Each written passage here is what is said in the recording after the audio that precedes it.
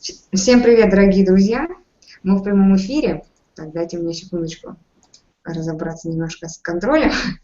Вот. И сегодня у нас в гостях Марой Глисон. Мара сооснователь, соучредитель компании OneThought. Это компания, которая работает с пониманием 3 принципов в бизнесе. Это самый крупнейший, наверное, игрок на рынке корпоративных тренингов в сфере вот этого понимания того, как мы создаем свое проживание, свой психологический опыт изнутри наружу. И поэтому начнем, наверное, у нас уже есть вопросы, и начнем сначала. Попросим Мару рассказать в 2 словах о себе.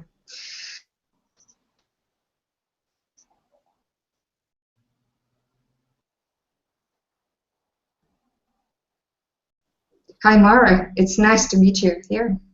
Hi, thanks for having me. And our first question is, could you please introduce yourself in a few sentences, maybe or more? Just tell us about your personal story and how come you to work with businesses and to be a co-founder of OneThought. Okay, I'll try to make that brief. So, yeah, my name is Maroi Glison. I live in New York, and we have our company in New York and London.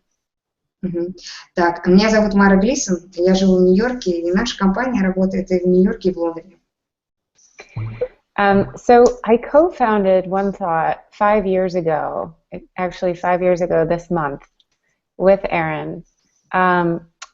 With the goal of helping businesses see a potential for a new normal in terms of people's clarity of mind, their well-being and their enjoyment at work, and the relationship between that and companies' performance. So all of the outcomes that businesses are interested in and how they're tied to people's clarity of mind and their feeling in life.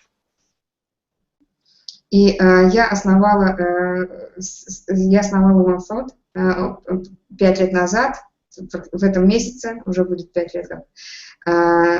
И для того, совместно с Аароном Тернером, и с той целью, чтобы показать, как with the goal to show companies the potential for a new normal in business that shows people how to have more clarity of mind and more well-being and therefore greater business outcomes. И с целью показать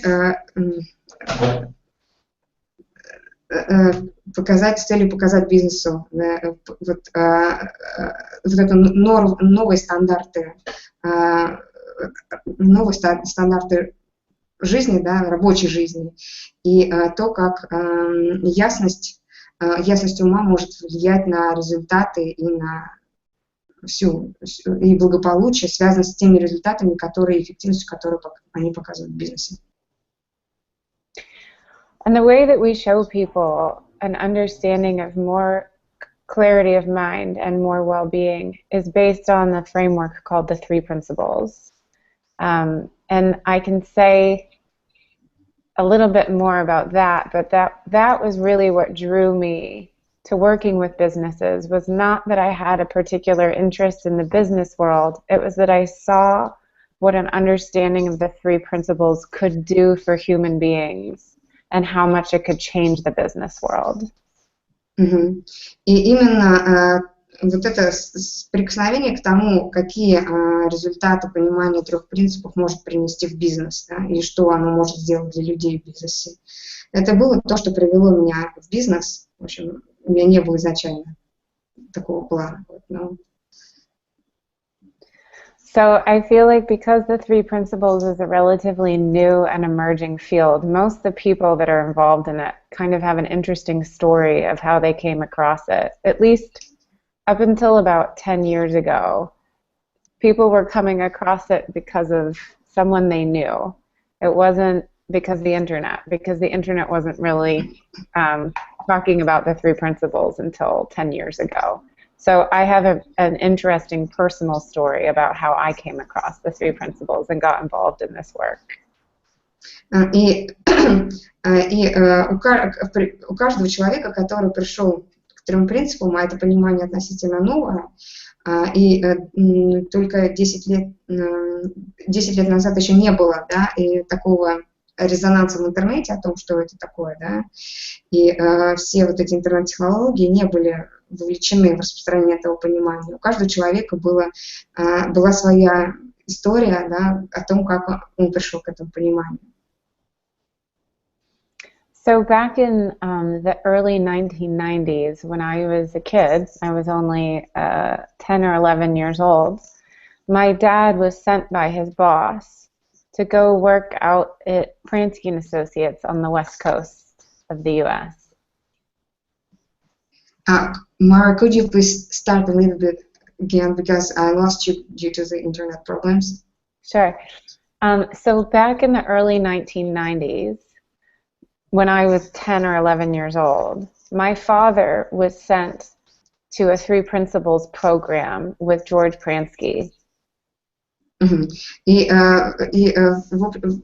Моя история началась с того, что когда мне было 10 или 11 лет, в 90-х, моего отца послали на тренинг Джорджу Прански, на тренинг по трем принципам Джорджу Прански, Pransky & Associates. And you can tell me, Maria, like when we're done with my introduction, the history of this, if people want me to give a sort of definition of what the three principles framework is. Because that was the question, yeah. I know some people have never heard of it, so. И сейчас просто один из вопросов поступил, дать определение трем принципам, и Мара говорит, ты мне скажи, пожалуйста, если кто-нибудь попросит определить, что такое три принципа, потому что я знаю, что некоторые люди никогда не слышали о них. But at that time, in the early 90s, my dad had no idea what the three principles was all about, but his boss, who had found out about this understanding, said, I want you to go, because their company was really struggling at the time. He was, at the time, he was vice president of a company that was really kind of going downhill. И в то время, когда начальник папы Мары отослал его на тренинг Джорджу Прански, и отец Мары ничего не знал о том, что такое три принципа, не имел ни малейшего представления, но его босс, который соприкоснулся с этим, отправил его туда, потому что он занимал позицию вице-президента, а в компании дела шли очень плохо, вот, и в общем, поэтому с этого началась история. So my dad went kind of reluctantly. He flew out to the West Coast to go through this program, not really knowing what it was about. All he knew is his boss thought that it would be helpful for him and the company. И ее отец не очень горел желанием туда ехать, но тем не менее отправился на западное побережье, потому что просто его босс думал, что это пойдет на пользу и ему, и компании в целом. So essentially, while he was there over this 4-day course, he learned about his mind and basically completely reversed a lot of the ideas that he had about how he'd been thinking about the business. And actually, it reversed a lot of his ideas of how he thought about life. И вот в ходе этого семинара, который отец посмотрел, он узнал о том, как устроен его ум, и это перевернуло его представление о бизнесе и, в общем, о жизни тоже.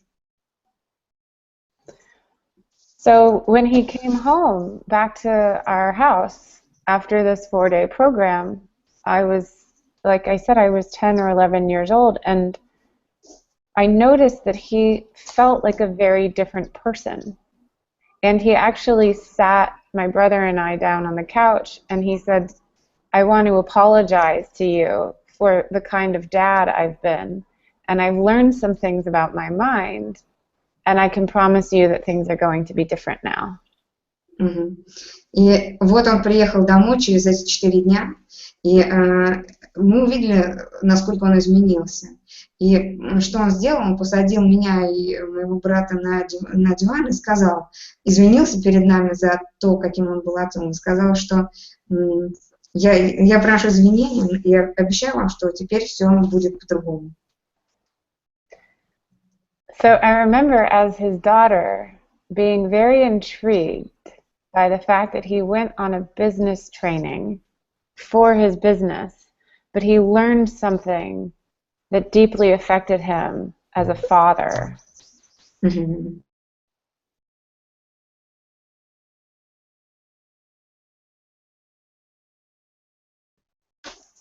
И как его дочь, меня очень тронуло то, что вот он поехал на 4-дневный бизнес-тренинг, а вернулся с пониманием, которое тронуло его как отца, да.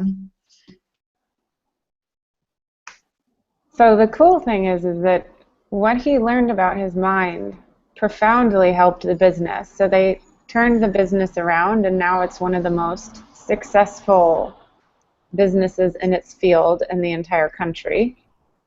And he became a much better father. И в итоге это понимание полностью развернуло их бизнес, и сейчас их компания одна из самых успешных в своей области, и вместе с тем он еще стал гораздо лучшим отцом. Mara, would you excuse me for a second? Guys are reporting me that there are some problems with the broadcast. I'll check that. Okay. Так, секунду.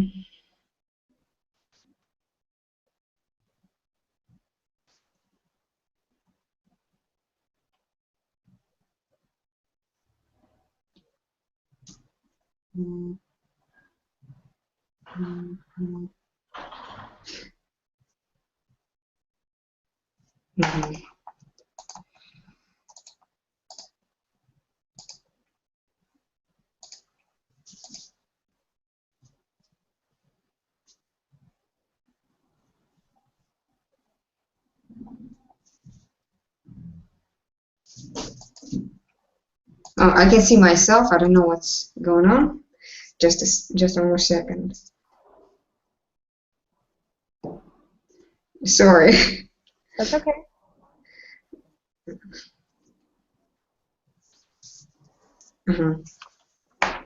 Okay, I think we might go on. Then at least there will be a recording in any case. Yeah.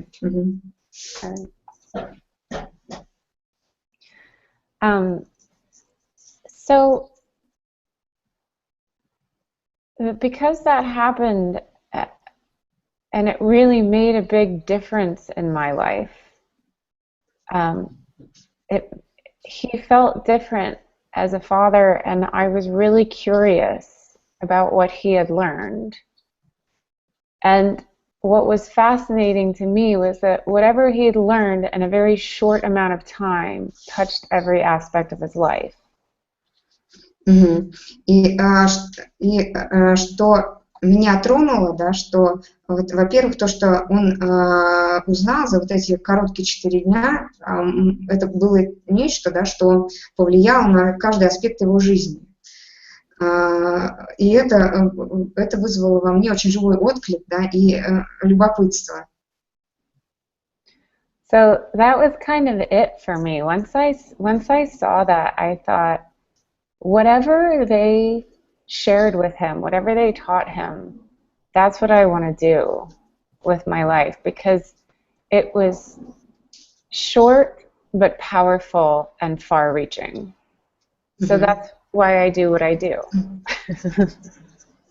Вот, и, соответственно, это то, что и привело меня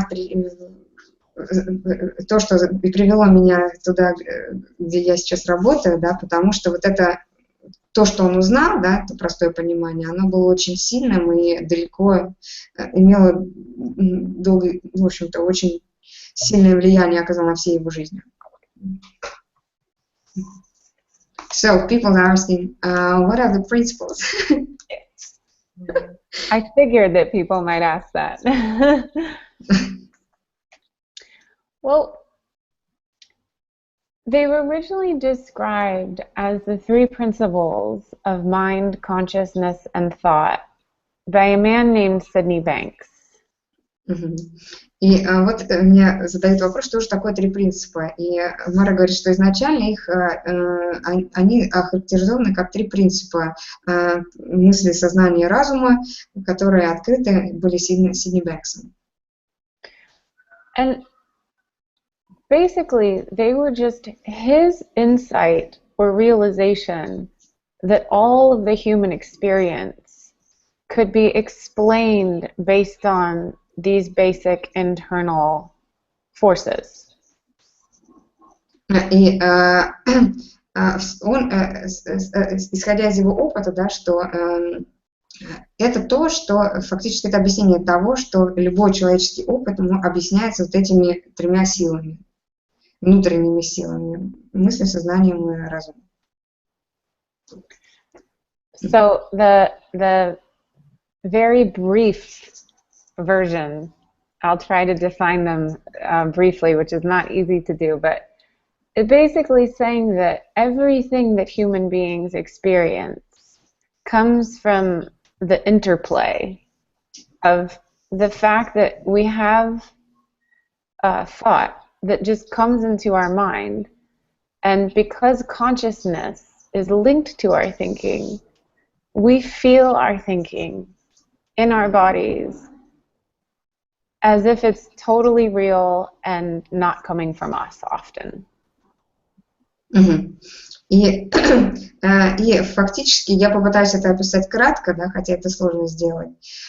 И фактически это то, что три принципа объясняют то, что любой наш опыт создается в результате взаимодействия вот этих трех факторов, трех сил.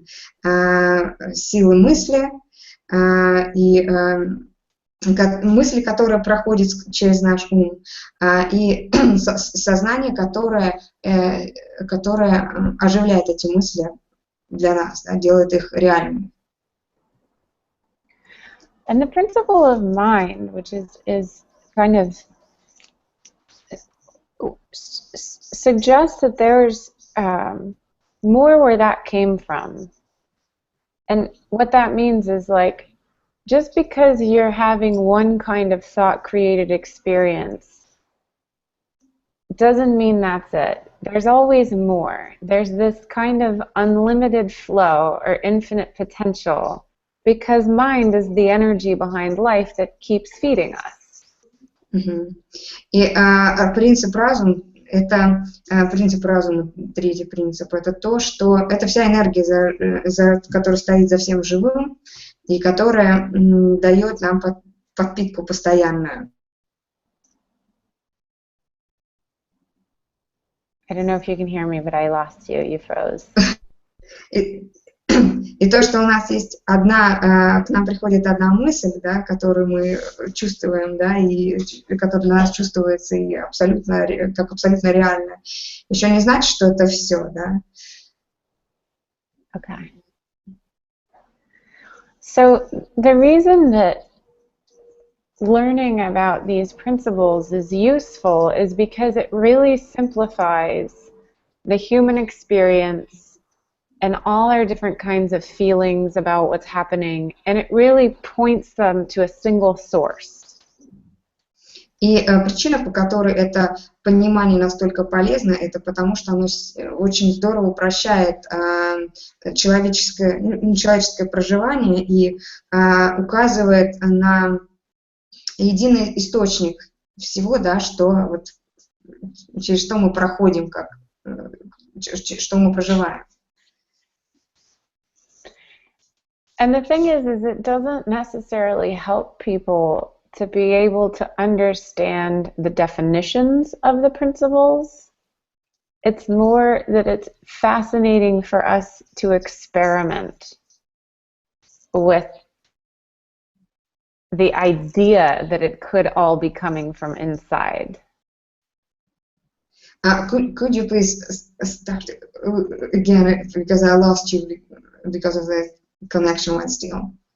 Yeah, so I was saying I don't think it necessarily helps people to intellectually understand the definition of those principles, but it helps people when they can start to experiment in their life and see, is it true that my experience comes from inside me, from these forces, and not from the outside world?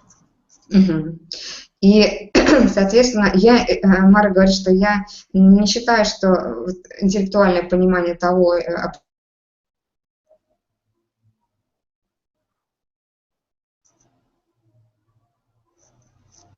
определение 3 принципов приносит какую-то пользу людям, но, на мой взгляд, что вот действительно полезно, да, это как раз вот поиграть с вот этой идеей, что все, что мы не чувствуем, да, все наши эмоции, все наши чувства, они приходят из одного источника, который находится внутри нас, а не из внешних обстоятельств.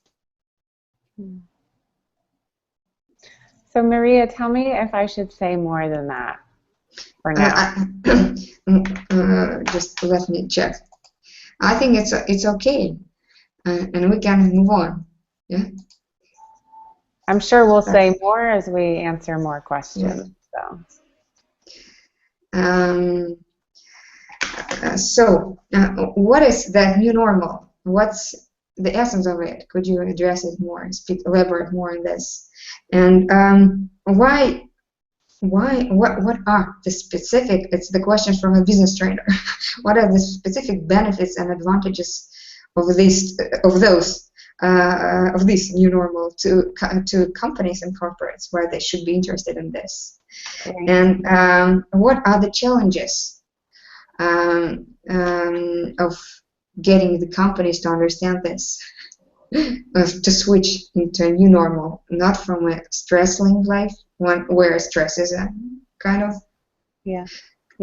natural corporate environment. Yeah. Well, that's a great question, and I could spend the next hour answering that, but I'll try to make it brief. The new normal is the idea that it doesn't have to be normal that everyone is stressed out by their jobs. I don't know what it's like in Russia because I've never been there yet, but if you walk around and interview people on the streets of New York City, it's normal that people are working really hard, they're really stressed out, and they're doing all that they can just to kind of get through the day each day. И я задала Маре вопрос, что такое, в чем суть вот этих новых стандартов, которые несет ее компания, да, предлагает ее компания для бизнеса, и в чем плюсы для компании, да, в этих новых стандартах, и в чем конкретные выгоды для компании, и, соответственно, и какие сложности при переходе на них. Мара говорит, что на этот вопрос можно отвечать очень долго, вот прямо целый час начать и потом заканчивать. И она говорит, что я, говорит, не знаю, как в России, но в Нью-Йорке, если вы подходите к кому-то на улице и спрашиваете, как он работает, да, в компании, это общепринятая вещь, да, что стресс стал нормой жизни, что люди действительно работают очень тяжело и трудно, и вот, с усилиями, прикладывая неимоверные усилия и с трудом доживают до конца рабочего дня. In Russia it's the same. Okay. I figured, but I wasn't sure. So the reason that an understanding of these principles reverses that and makes the opposite become possible and become normal is because it essentially shows people that stress and overworking, burden, and exhaustion is coming from how you're using your mind, not from what's happening in the job. И чем полезно понимание 3 принципов в потому что тем, что оно как раз показывает, что вот это вот стресс и переутомление, и вот эта вот растерянность от того, беспомощность перед огромным объемом работы, который нужно сделать, он приходит не извне, не из обстоятельств, не из там, дедлайнов босса и так далее, а от того, как вы используете свой ум. And that is really revolutionary and really upsetting for people when they first hear it, because it's not how they're used to thinking about life.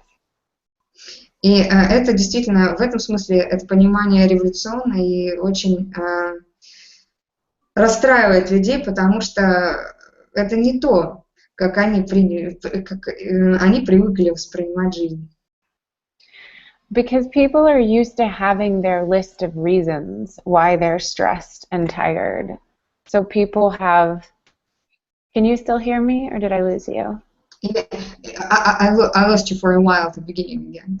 Okay, so I'll start over. So people are used to having their reasons outside of them for why they're stressed and tired. So it's their boss, or their coworker, or the deadline, or the budget. И, как правило, люди мы привыкли, да, смотреть на причины того,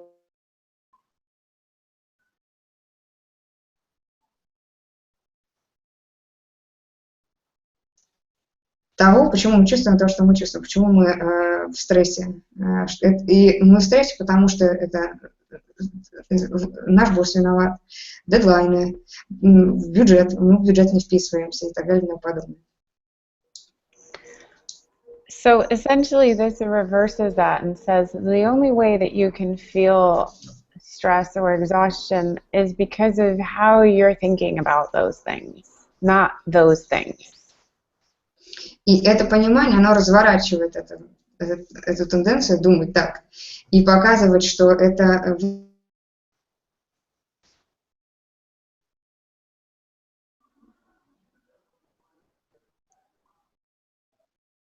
вы чувствуете напряжение, усталость не из-за вот этого всего, не из-за босса, того, что не вписываетесь в бюджет, а из-за того, что как вы думаете об этом, что вы думаете об этом.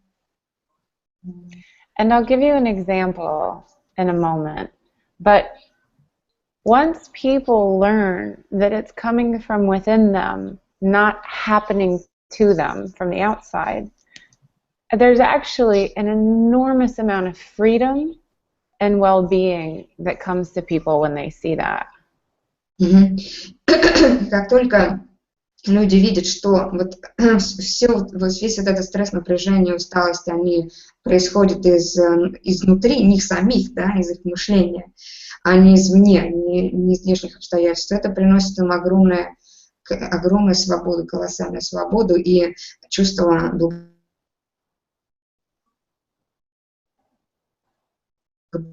внутреннего благополучия.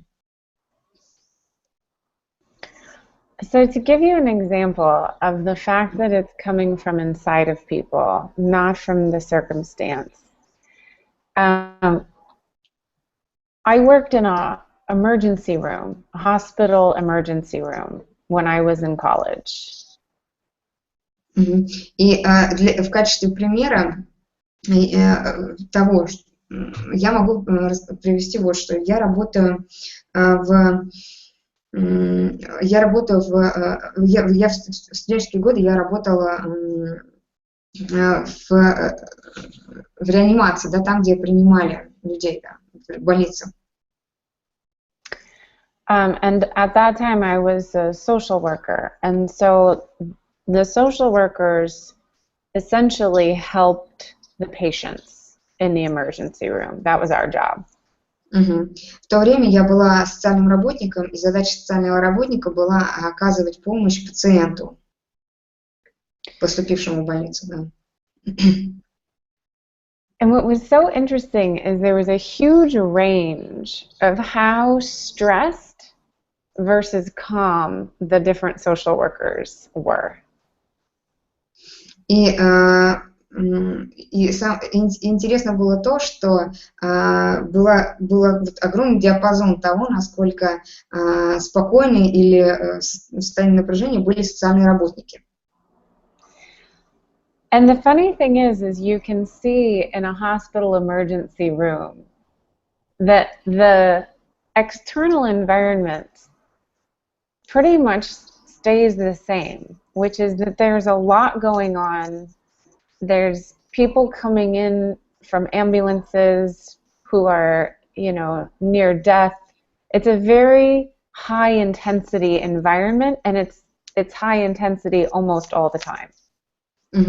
И самое интересное, что внешние условия не менялись. То есть это отделение, куда поступала скорая помощь, там очень много было людей, поступали в состояние близко к смерти, да, то есть с очень тяжелыми травмами. И внешние обстоятельства, они были одинаковы. And it was funny because there were some social workers who seemed completely freaked out. They were always running around, everything was a really big deal, and everything stressed them out. And then there were other social workers who were just totally at ease. What can I do to help you? And no matter how crazy anything outside of them was, they were very calm on the inside. И среди социальных работников были те, кого эта атмосфера абсолютно выбивала из колеи, они постоянно бегали в панике и, в общем-то, создавали очень много суеты, а были те, кто при этом чувствовал себя спокойно и постоянно старались помочь людям, подходили, спрашивали, чем они могут помочь. And the benefits and the outcomes that came from the social workers who were more at ease and calm are exactly the same as the kind of benefits that we see in any other kind of business. Like we work with hotels and restaurants, or sales companies, or technology. And every company has its own stuff, its own things that people freak out about sometimes. But it's the same in the hospital as any other business. There's the people that deal with it with clarity and ease, and then there's the people that are kind of freaking out. And I can say to her question exactly what the benefits are of one versus the other. И, соответственно, преимущество этого понимания, да, в том, что те люди, которые работают в спокойном состоянии ума, и понятно, что они будут более эффективны, да, чем те, кто психует. И те же самые социальные работники, которые, да, работали спокойно, они приносили больше пользы и людям, и организации, соответственно, скорой помощи. И аналогичные выгоды это же понимание имеет и приносит любому другому бизнесу. Мы работали с отелями, ресторанами, крупными корпорациями и многими другими бизнесами и спортом. So perhaps the biggest outcome of people realizing it's totally within them to be able to have calm, easy freedom of mind is that they stay better thinkers. So they have better ideas. И самая большая выгода, да, которую компании, корпорации, бизнесы получают благодаря этому пониманию, это то, что их сотрудники и, в общем, от мала до велика, да, все занимающие разные должности, они остаются в более ясном состоянии ума, они способны яснее думать, и они имеют доступ, они более креативны, да, имеют доступ у них к хорошим идеям. И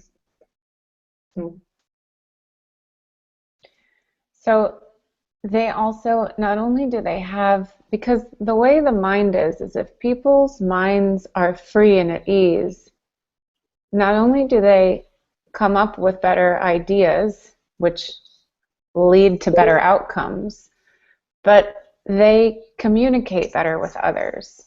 which in a hospital environment and a business environment is really helpful. Кроме того, что они способны генерировать более потрясающие идеи, они становятся еще гораздо более лучшими переговорщиками, им проще достигать взаимопонимания с людьми, и это также очень полезно, как в больнице, так и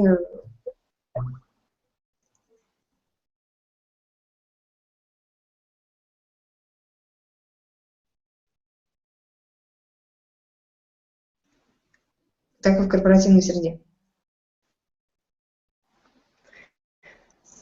So I remember working in the hospital, and it's exactly the same in the businesses I work in, is the more stressed out people get, the more they feel victimized by the people around them. So they start to complain, well, that doctor took my patient to the wrong room, or in a business, you know, people get very blamey when they feel stressed. All of us, it's very, very human that when we get stressed and flustered, we start to feel very to look outside, victimized by the people around us. Yeah, so we start to act on the defensive as opposed to acting with clarity. И когда люди находятся в состоянии стресса, да, и напряжения, это общая тенденция, да, мы склонны обвинять других, мы занимаем оборонительные позиции и начинаем огрызаться и нападать. И в противовес, да, состоянию ясности, да, когда у нас абсолютно чистый и спокойный ум. So I think the biggest outcome as people learn about these principles, that they start to take accountability for their own clarity of mind, and they quit blaming other things for their lack of clarity. И что происходит, когда люди знакомятся с тремя принципами, это как раз то, что они берут на себя ответственность за собственный опыт, да, за все, что они чувствуют и все, что происходит с ними, и перестают винить внешние обстоятельства в отсутствии ясности собственной. And when people have more clarity of mind more consistently, they have better ideas, they communicate better, and they just exist in a feeling state that makes them more enjoyable to work with, both internally for people in the company and externally for clients. And for families. And for families, exactly. И как раз когда еще одно из преимуществ этого понимания, то, что когда люди обретают это понимание, они начинают жить более с большим чувством внутреннего благополучия, в результате чего с ними легче общаться как внутри компании, так и вне компании, людям за пределами компании, в том числе членам их семей.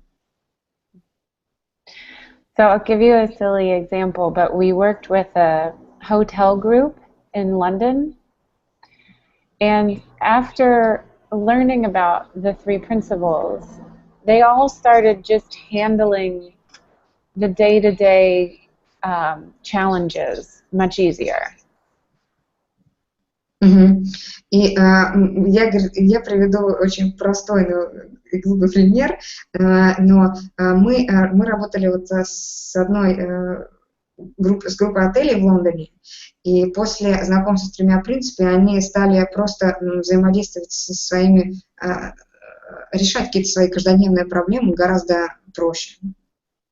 Which in the hospitality industry is really important, because the people walking around a hotel need to feel a certain way so that the guests feel welcome and they like the experience at the hotel, so that they give it a good rating and they want to come back. Что очень важно в гостиничном бизнесе, потому что когда гости приезжают в отель, да, они получают хороший опыт взаимодействия, да, им приятно взаимодействовать с персоналом, и после этого они оставляют хороший отзыв, и приходит новый клиент.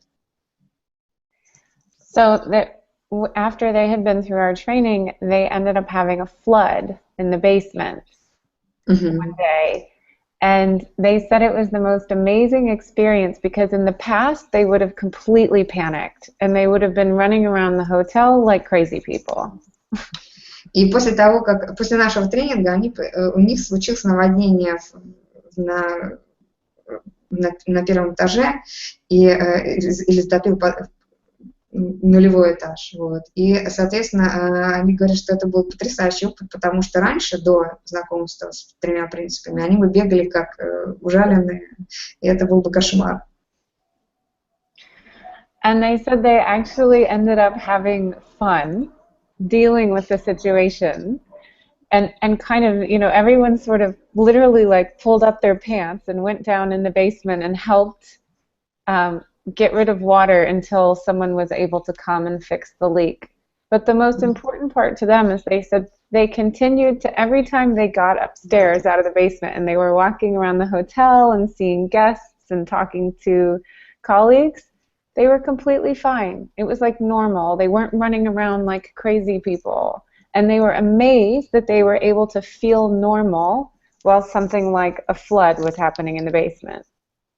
И по сути, что произошло? Они фактически очень повеселились, несмотря на все это наводнение, потому что они спустились, задрав штаны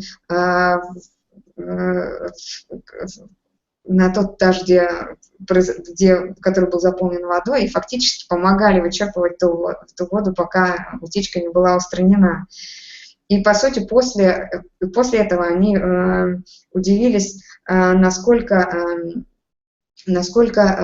просто им оказалось вот это все пережить, да, и совершенно был новый опыт для них. И они смогли вернуться, опять же, к обслуживанию гостей очень быстро, и, в общем, это наводнение никак не повлияло. Тогда как раньше это был бы стресс. And so since we worked with them, they've had increased ratings and increased revenue, and they've actually been able to open another hotel and restaurant. And they said to us, we've been talking about opening another hotel and restaurant for the longest time, but we weren't actually able to do it until we got the space in our minds, which we learned from working with you guys. И фактически после работы они в результате, да, вот того, как изменение вот этого подхода к работе, у них выросла выручка,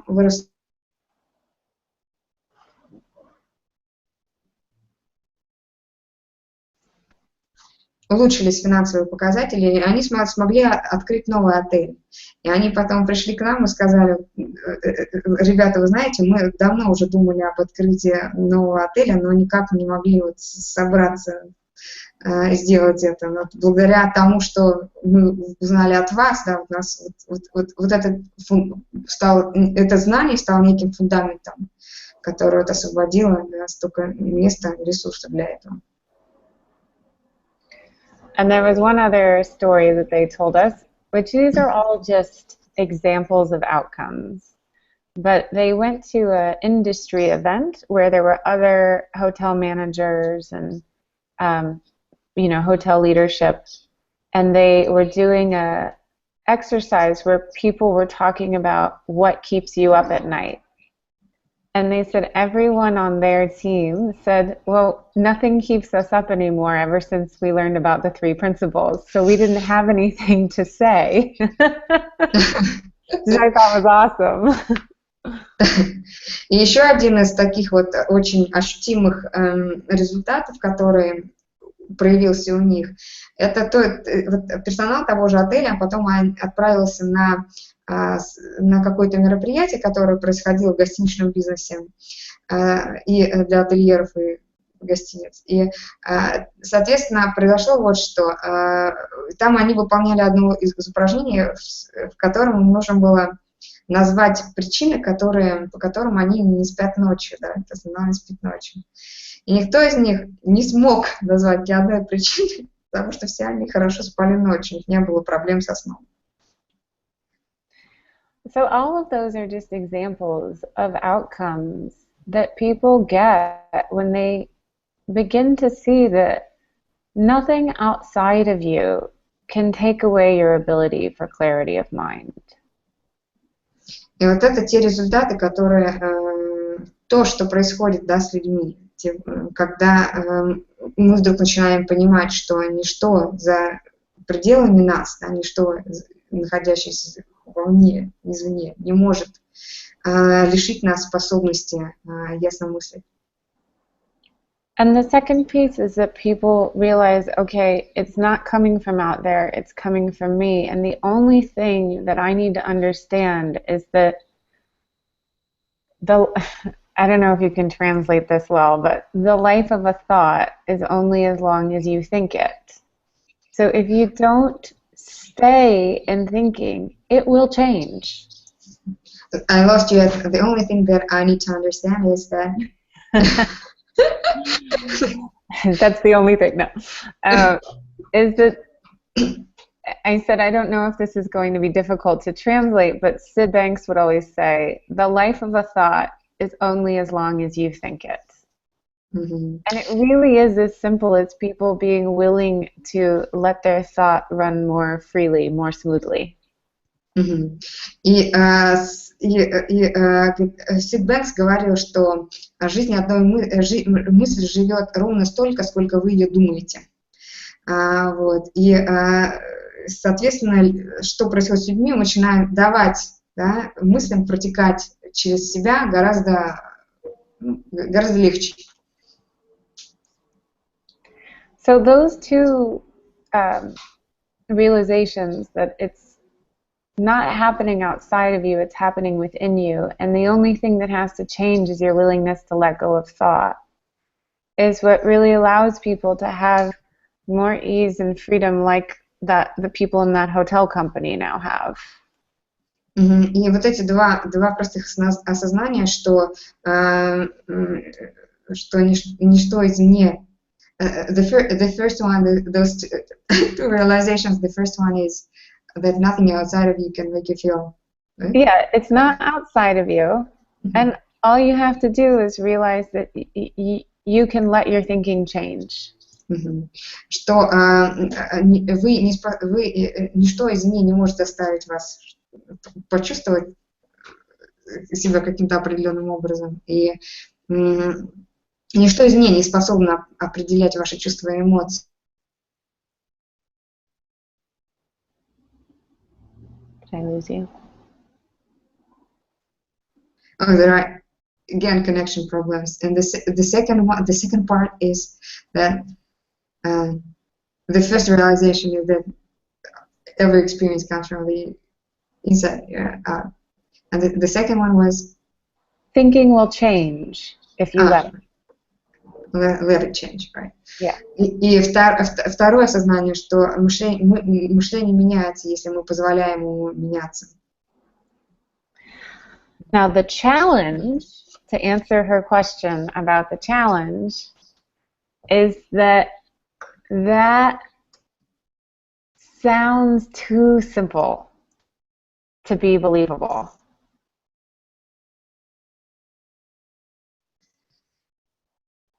Did you hear me? No. Now I do, but now I do. Okay, the first challenge is the internet connection. Okay, the second challenge. The challenge in working with businesses is that sounds too simple to be true. You know, it sounds too good to be true at first. И вот, соответственно, два вот этих осознания, что весь опыт рождается, и все чувства и эмоции рождаются изнутри наружу, и то, что мысль меняется, если мы позволяем ей меняться, они позволяют бизнесам достигать тех результатов, которые, вот, подобно тому, которые были вот у этой гостиницы в примере. И, что касается трудностей, и с которыми приходится встречаться, когда ты говоришь с бизнесом об этом понимании, о том, что, в том, что это понимание слишком простое. Вот. И людям кажется, что это слишком просто, чтобы быть правдой поначалу. And then? So that's why we tend to work with leaders and teams over several days. You know, we don't typically do our presentations. We work with them over several consecutive days because we want people to have the opportunity to drop into a different space of mind where they can really explore, is this true? Is it true that it's all inside? And is it true that thought changes if I let it? So we spend time with people so that they can have insight about that, so that they can have some realization from within. Because just as a concept or a theory on a page, it doesn't, people don't believe it. И вот поэтому именно из-за простоты этого, да, мы не делаем презентаций кратковременных, мы работаем с людьми в формате там, тренингов на протяжении нескольких дней, чтобы у них была возможность находиться в этом контексте и исследовать вот это понимание в течение нескольких дней, отвлечься от всего, да, и просто увидеть, да, поисследовать и увидеть, что это действительно так, получить свои озарения, свои инсайты в этом отношении. Потому что как презентация, в формате презентации или там предложение на одной страничке, да, на листе, да, в интернете, оно это не работает. Неэффективно. I mean, I don't want to make this up, but a lot of people's questions are, but how do you even get businesses to consider learning about this? And the thing is most businesses, if you talk to them, they can see that people are working in suboptimal states, meaning people are too stressed and that there's a lot of inefficiency in that. And we're offering a solution that's actually relatively short for a huge outcome. И, соответственно, следующий вопрос, который логичным образом вытекает из этого, это как тогда вы умудряетесь построить, достичь, как бы зацепить, да, бизнес-клиента, получить бизнес-клиента. И Мара говорит, что мне его часто задают. И, соответственно, наш как бы, подход в том, что, как правило, в бизнесе мы работаем с лидерами, с командами, и, как правило, люди из бизнеса, они видят, что когда их персонал работает в так называемом субоптимальном состоянии, да, в состоянии стресса и напряжения, и что они очень много неэффективности в такой работе. И это естественное желание для них, да, в общем-то, хотеть развернуть этот вот тренд. А мы предлагаем как раз такое решение, которое дает очень большой эффект, и при этом оно достаточно маленькое и простое, и, в общем-то, небольшое по времени. So if you think I've answered that one well enough, Yeah. Next one, or I can keep saying more about that, because like I said, I could talk about that for hours. Let me see what questions we have.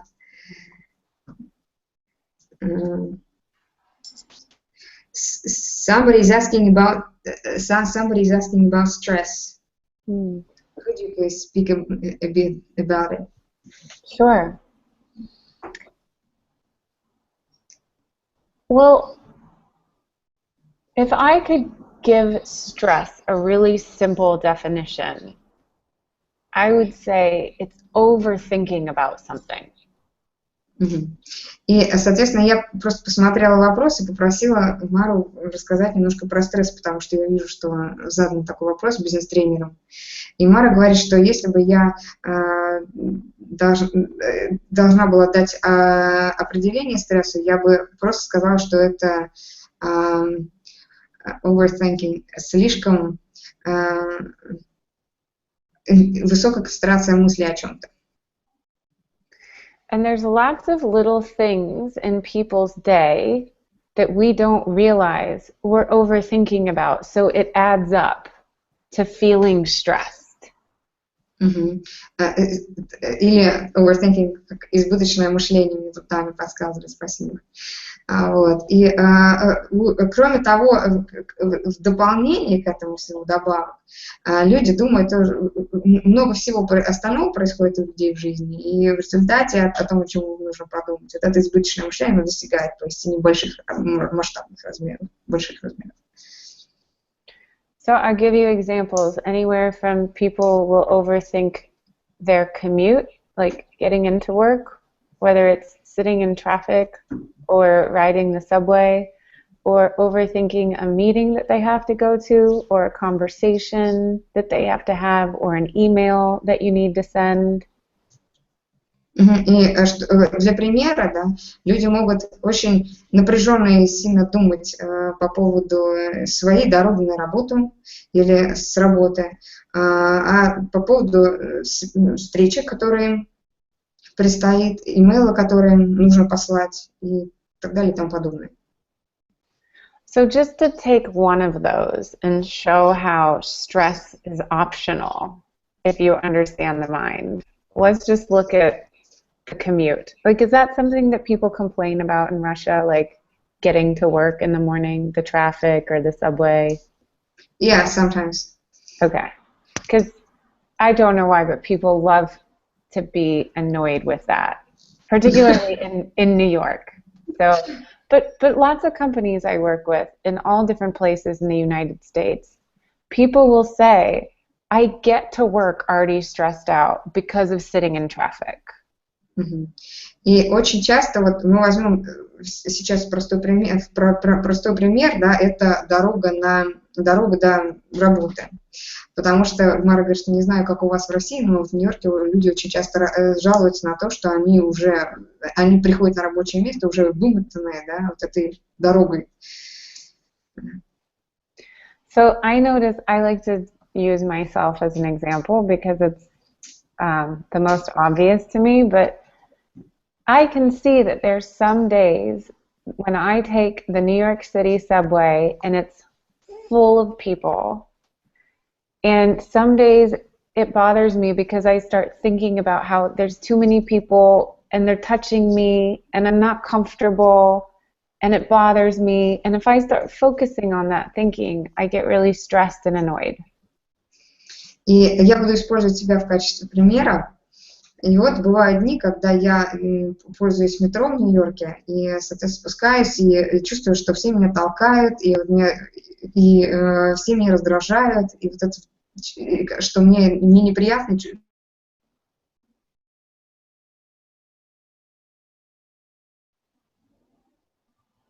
Мне неприятны чужие толчки и прикосновения, но я понимаю, что если я начну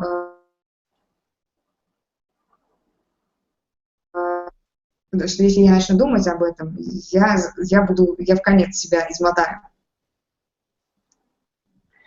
And then there's other days where I just don't care, so I don't think about it a lot, so I don't start winding myself up in my head, or I'll have my phone, like I have an app and I'm learning to speak Norwegian because my boyfriend is Norwegian, so I'll spend the entire ride doing a Norwegian language lesson and I won't even notice that there's 5 million people around me.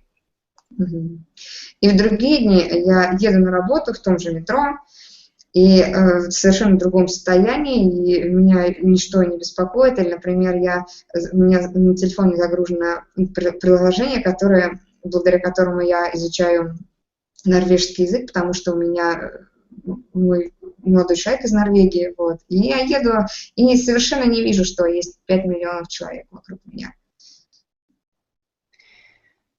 And so I show up not feeling stressed at all, and it starts to show you that you're experiencing what your mind is focusing on. And if your mind focuses on things in a very stressful way, you feel stressed. И соответственно, я прихожу на работу ни капли не уставшая. И этот пример показывает как раз то, что мы проживаем и чувствуем только то, на чем сфокусирован наш ум. Вот, и если наш ум очень жадно во что-то вцепился, да, то очень напряженно за что-то ухватился, то, соответственно, мы будем испытывать вот это напряжение. And it's amazing when you step back and look at yourself or look at human beings, you'll see that we as people are capable of stressing ourselves out about anything. I can stress myself out about an email. I can stress myself out about the stupidest little things. Or I can stress myself out about big things. But you start to see that it's not the things, it's how you use your mind about them. And that's what creates stress in the system, particularly chronic stress. Угу. И если вы вот немножко отступите назад, сделаете шаг назад и посмотрите внимательно, то вы увидите, что вообще мы, как человек, люди, да, способны загнать в себя стресс по поводу абсолютно всего чего угодно. Вот. Это могут быть какие-то мелочи, там, как имейл, телефонный звонок или что-то еще. Или это может быть нечто большое и важное, да, но тем не менее, да, это не внешние обстоятельства, которые создается стресс, а то, как мы используем свой ум сами же. Вот. И при этом иногда мы умудряемся сами загнать себя таким образом, да, в состояние хронического стресса. And the challenge for human beings is not to have a good reason for their stress.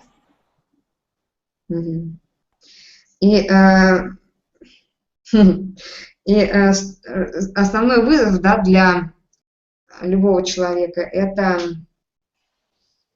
избавиться вот от этой, не иметь вот этой веской причины для стресса. What do you mean by that? Because once we have a good reason, we will keep ourselves thinking in the same way. Потому что как только у нас есть причина, обоснование, да, для того, чтобы чувствовать стресс и напряжение, мы себя будем поддерживать в этом состоянии очень долго. Because many people think that stress is really necessary to achieve the goals. That's what I was just going to say, is I think that's the other reason I call this a new normal, is because many of us mistake stress for being what motivates us to get things done and stay on top of things. И вот я отметила, что многие люди действительно думают, что стресс необходим для того, чтобы достичь цели. Я просто неоднократно слышала это на семинарах. Этот вопрос звучал. Вот. И Марго говорит, это как раз то, что я хотела сказать, что многие люди ошибочно принимают стресс за ту мотивационный движок, да, мотивационную силу, которая позволяет им достигать целей и каких-то высот в жизни. But it's a complete misunderstanding of the way the human mind actually operates at its best.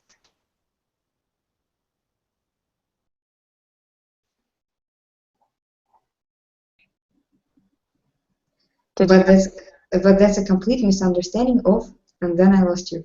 Of how the human mind operates at its best. Но это абсолютное заблуждение относительно того, относительно оптимального способа работы, режима работы человеческого ума. Like, to use a metaphor, thinking that stress helps you is like thinking it's helpful to have the parking brake on while you're driving the car. И если говорить об этом метафорически, то считать, что стресс помогает вам, это все равно, что пытаться ехать на машине с поднятым ручным тормозом, машину с стояночным тормозом. And people have to experiment with this to believe it. Because you'll see that if you look at athletes, they always play their best when their mind is freest. Or if you consider yourself on an interview or a first date or dancing, you're always better when you're not stressed out and freaked out. And even as simple as when you're in a hurry and you're looking for your keys, you can never seem to find it when you're freaking out. And it always comes to you later when you've calmed down. And that shows you that there's kind of the trying to be human with the parking brake on versus being human with the parking brake off. One is a lot easier than the other. И вот в качестве примера можно привести спортсменов, которые показывают гораздо лучшие результаты, когда они в спокойном состоянии ума. Или, допустим, когда мы, также происходит и у нас на собеседовании, если мы на собеседовании, если мы на свидании, если мы танцуем, нам гораздо проще, легче, эффективнее это делать, когда мы не в напряжении, не в состоянии стресса, а когда мы в состоянии ясности и спокойствия.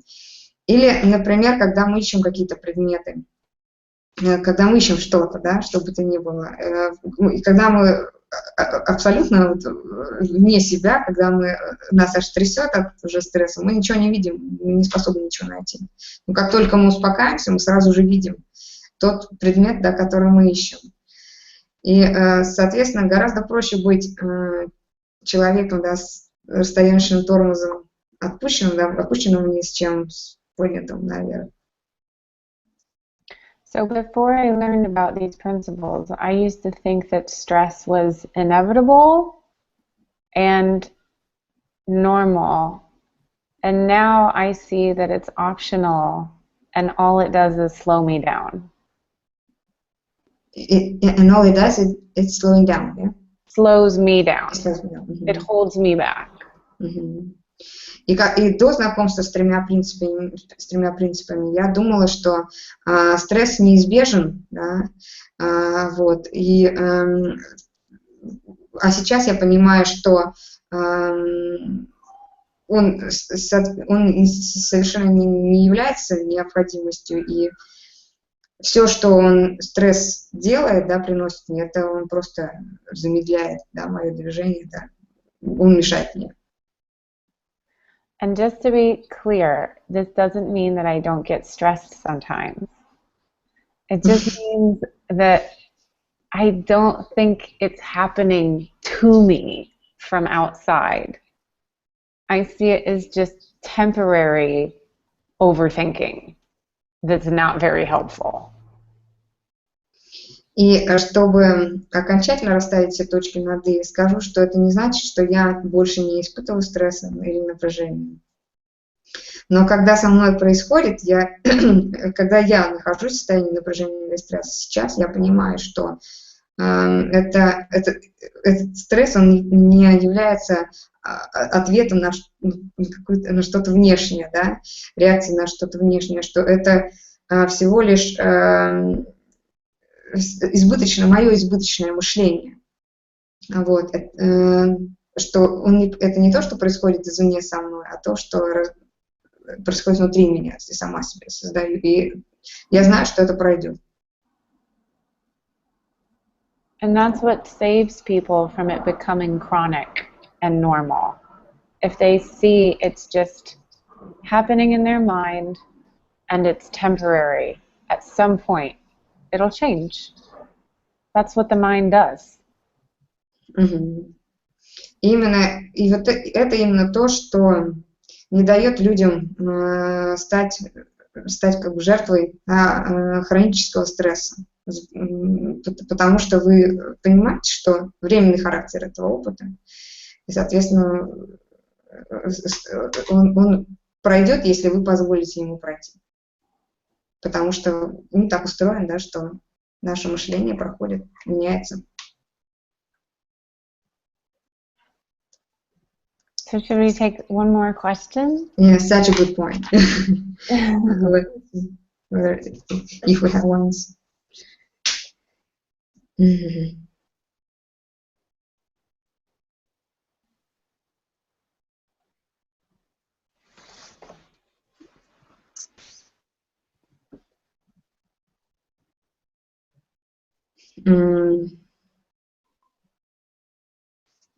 Let me check it here. And what problems do companies usually come to you with?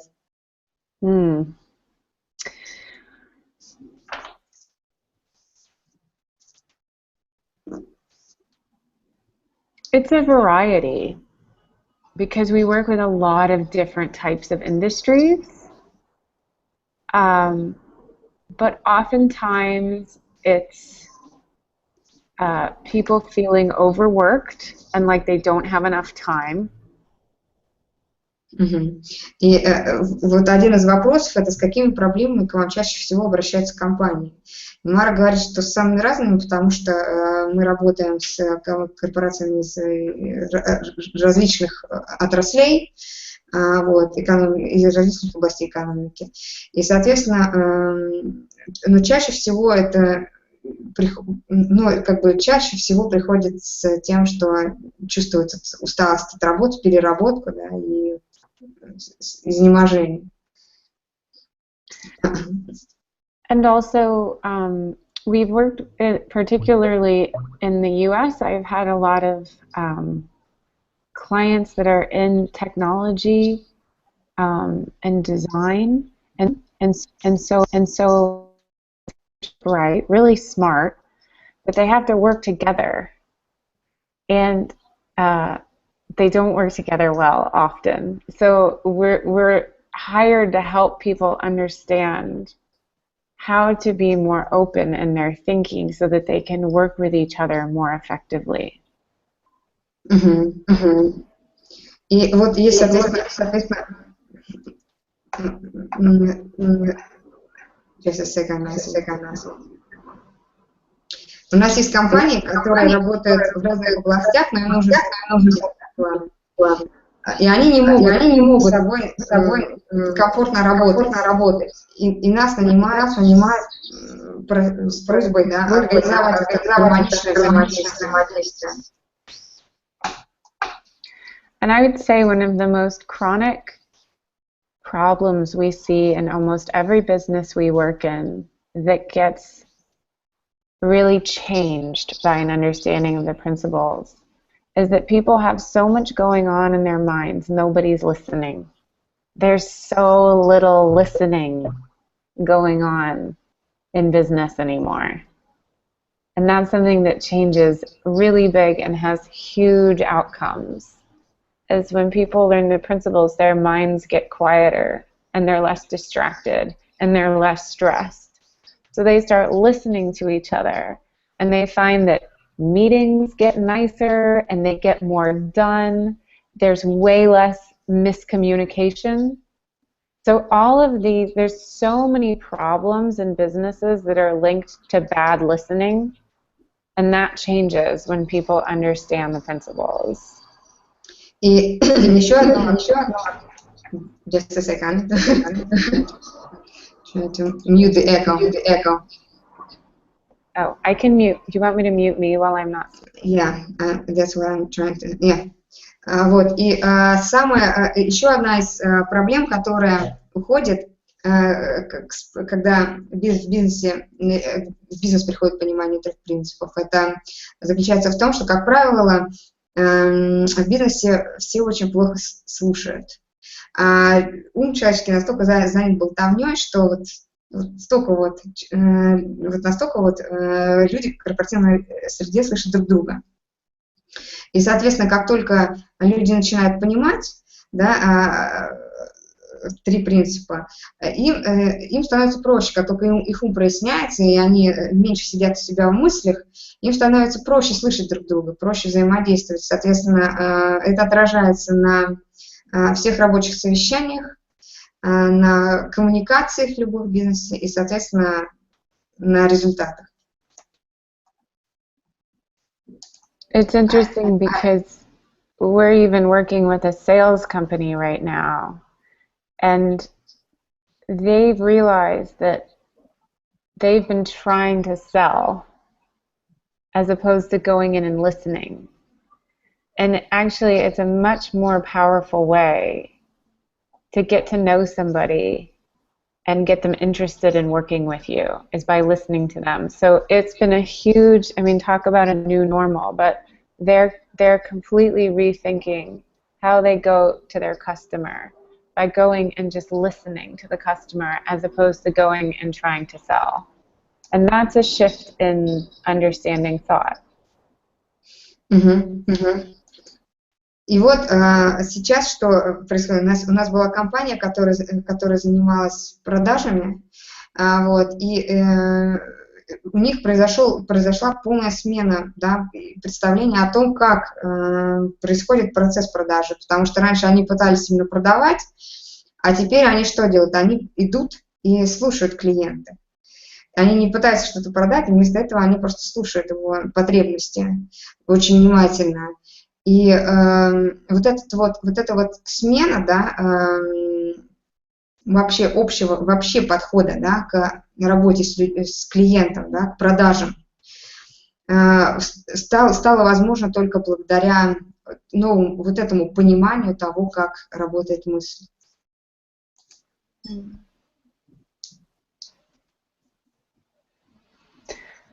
So is there anything more that you'd like me to talk about? I mean, I'm happy to speak about any aspect of this because I think it's so useful for people. And somebody is asking you to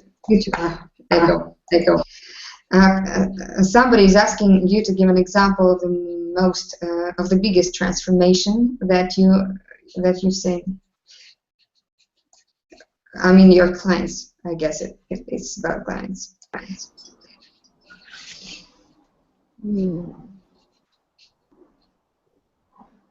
There's so many.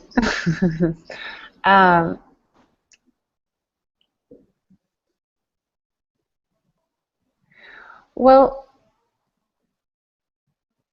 I'll give you they're both from. I'll give you two examples. Okay. One was a guy who was in a training we were doing for an IT company. You know, IT, yeah. You can say that, and then I'll give them. Один из вопросов к Маре была просьба, да, тут привести пример самой яркой трансформации, которой ей довелось стать свидетелем. Вот она говорит, что много случаев, много всяких примеров я могу привести, но вот один там, касается мужчины из ИТ-компании. I muted you. Okay. And it was funny because I thought that he wasn't really that interested in the course. He didn't seem like he was paying much attention. И самое смешное было в том, что самое интересное было в том, что у меня создалось впечатление, что его совершенно не интересовал курс и тренинг, да, тот семинар, который мы проводили, потому что он не показывал никакой заинтересованности в происходящем. But after we spent one day talking about these principles and how stress isn't happening from the outside and that there's this amazing potential for people to just let thinking go, in which case it won't build up on them. And then the next day, he had the most amazing realization that he shared with us.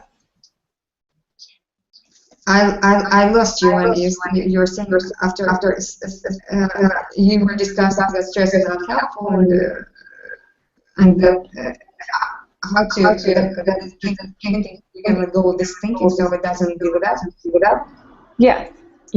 And then that was all we talked about on the first day. And then on the second day, he had this amazing realization when he went home the night before. И, соответственно, в первый день мы говорили как раз о том, что о стрессе, о том, насколько он на самом деле не помогает нам, да, и что вот это вот мышление, которое вызывает стресс, можно просто давать ему протекать сквозь себя для того, чтобы оно не разрасталось, не увеличивалось, не забивало весь ум. И после первого дня, это было все, о чем мы говорили на первом дне семинара, и после этого он пошел домой вечером, и с ним произошло очень большое озарение.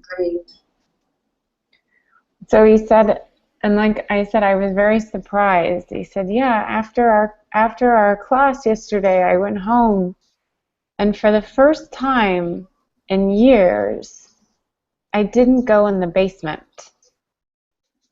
That was what he said, the basement of his house. И вот что он сказал, что после занятий я пошел домой, и впервые в жизни я не стал спускаться в подвал. He said, because normally when I come home from work, I'm still, thinking so much about work, and I feel like there's more that I need to do. So I usually just take my laptop and I go in the basement and I sit and I do work. And my wife and my daughter eat dinner by themselves, and I just stay in the basement.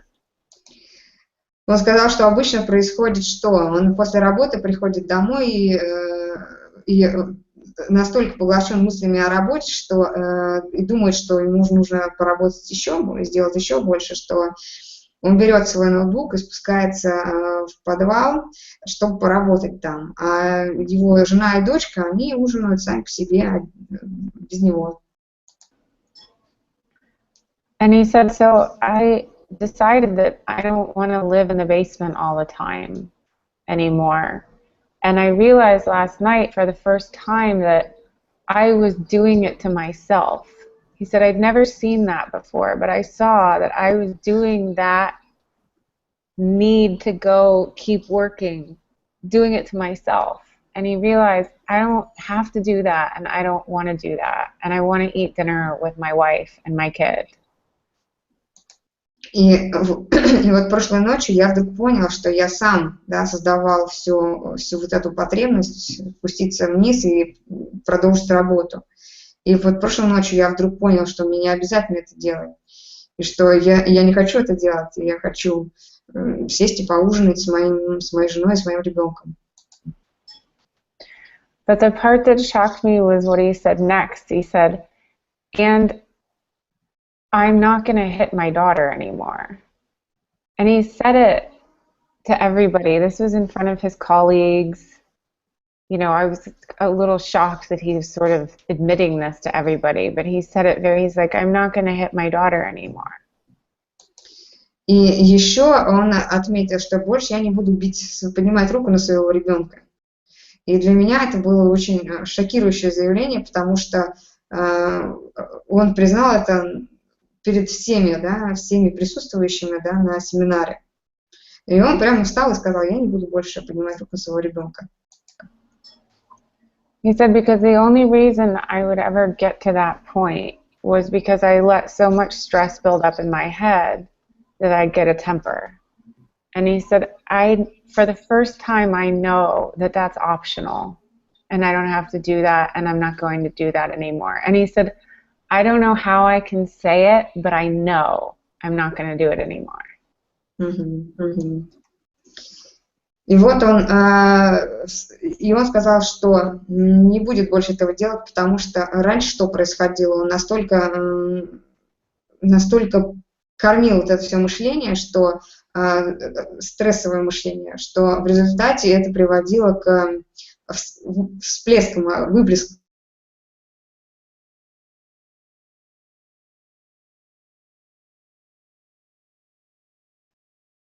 К всплеску агрессии в нем, и это все выплескивалось на ребенка. И он сказал вот что, я не знаю, как это будет происходить, но я знаю, что больше такого не будет.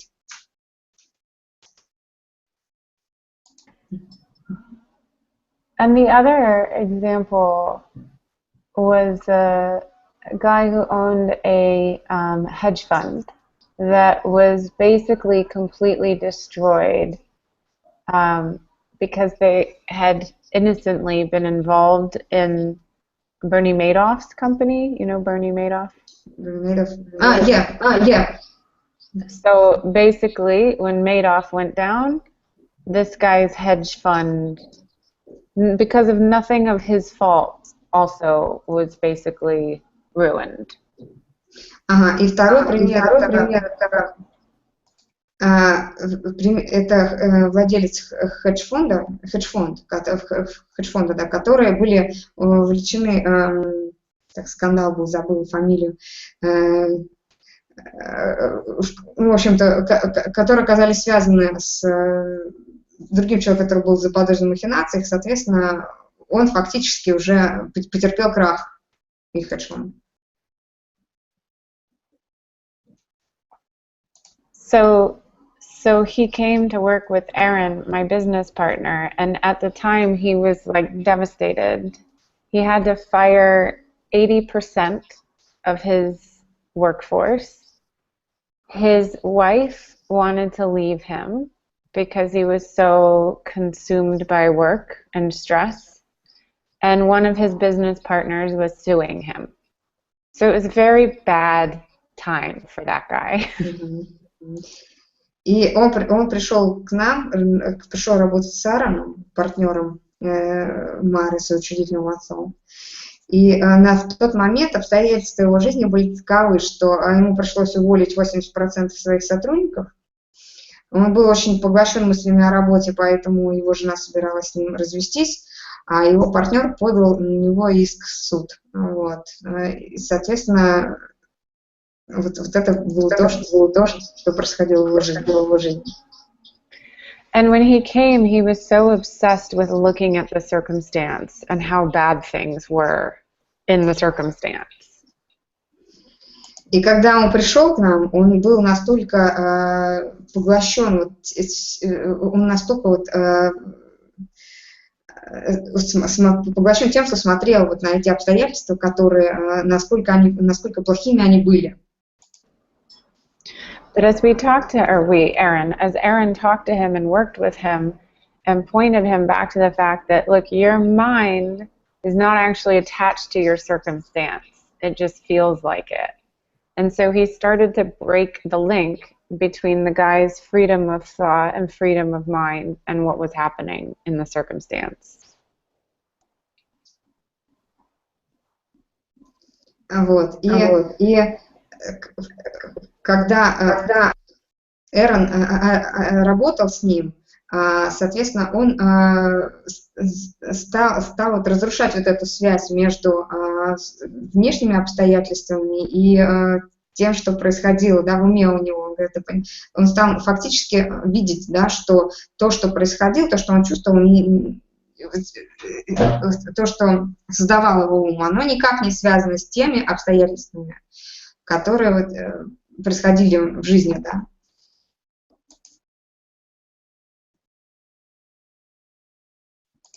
I lost you. So Aaron sent him home for the night to watch a Sydney Banks DVD. And the next morning, he came in and he looked really refreshed and light. And he said to Aaron, I realize that I don't have any problems. And Aaron, what?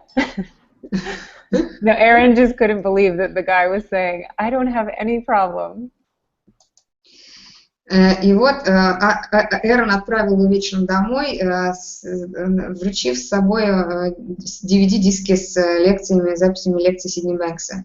И на следующее утро он пришел к нему абсолютно обновленным, свежим, посвежевшим, и заявил, что, ты знаешь, я понял, что у меня нет никаких проблем. И Эрон сказал, что?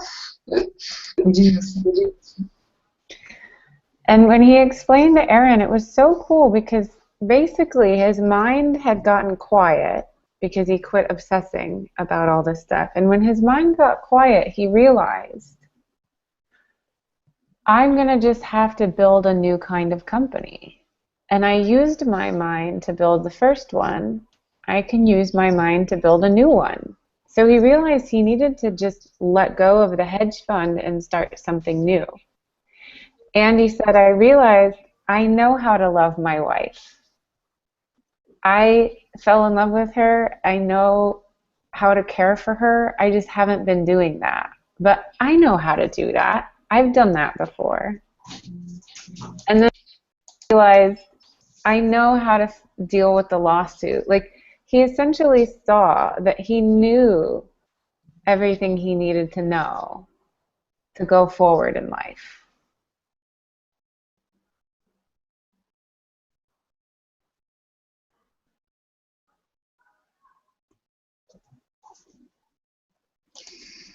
И когда его ум прояснился, он вдруг увидел, что, во-первых, раз он построил одну компанию, да, что смог построить, он сможет построить и другую, да, что ему просто всего лишь нужно отпустить вот эту ситуацию. Он также увидел, что он умеет, да, и знает, что нужно его жене, он знает, как нужно о ней заботиться, и просто ему стало ясно, что он этого просто не делал в последнее время. Вот. И фактически он понял, что внутри него уже есть то, что ему нужно, да, чтобы выбраться из этих обстоятельств. В общем, внутри него есть все, что нужно, чтобы быть счастливым, довольным. And so he did. He created a completely new kind of, he did a venture capital firm, and they do VC and intellectual property, and they're doing really well, and he's still married. And he really did see, like, oh yeah, I have all my answers inside of me. And that's what I think is so amazing about pointing people back inside instead of looking outside, is that they see they have what they need.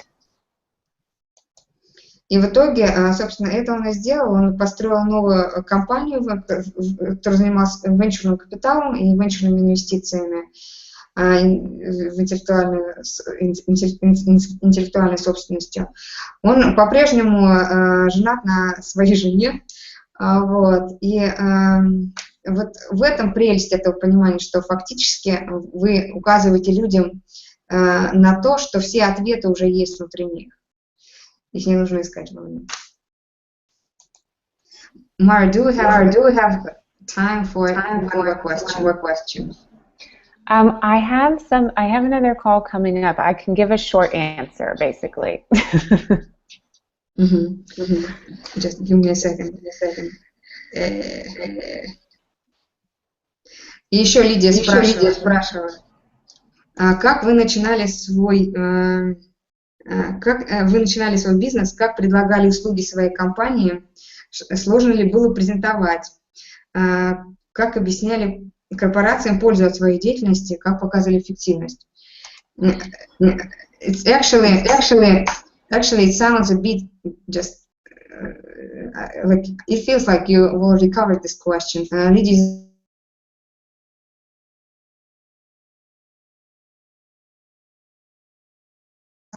how you began your business? How did you offer the services of your company and present them to business clients? Was it like how did you show the advantages and the benefits of what you are offering? The most important thing is how profoundly I believe in it, because I've seen it. Like I saw it with my dad, and then when I learned the principles, I saw it in my own life. So I can speak to the benefit with real honesty and conviction.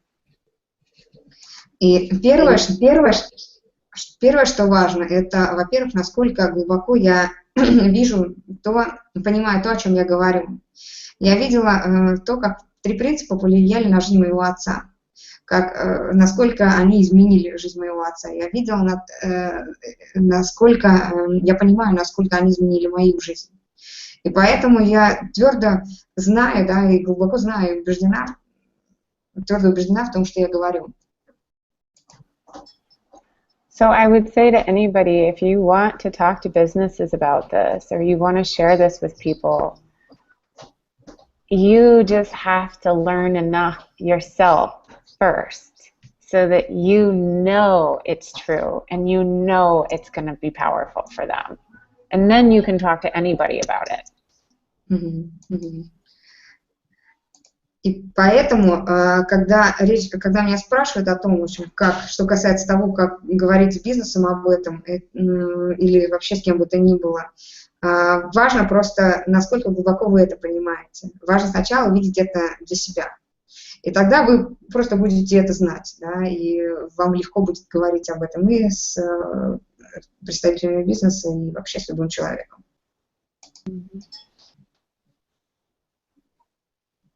We actually have a graduate of our institute, so we have a professional training institute. Her name is Anya Lemeshko, and she's trying to offer more things in Russian. So if anyone is interested, like I would love to say, oh, come learn on our institute, but obviously I speak English, but Anya speaks Russian, and I know that there's a whole bunch of people interested in getting the word out. So hopefully there'll be more and more training opportunities for people who are interested in being able to take it to business or anywhere else.